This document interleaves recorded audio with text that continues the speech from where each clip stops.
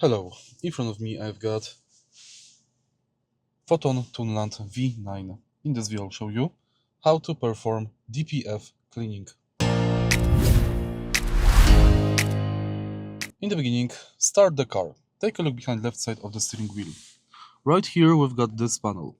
Press button located here, it's like the mist button, and take a look at the screen display to check if you met conditions.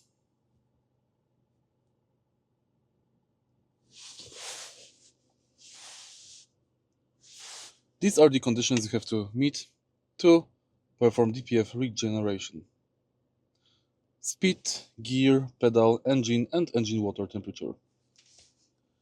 If conditions are met, press confirm button to regenerate DPF.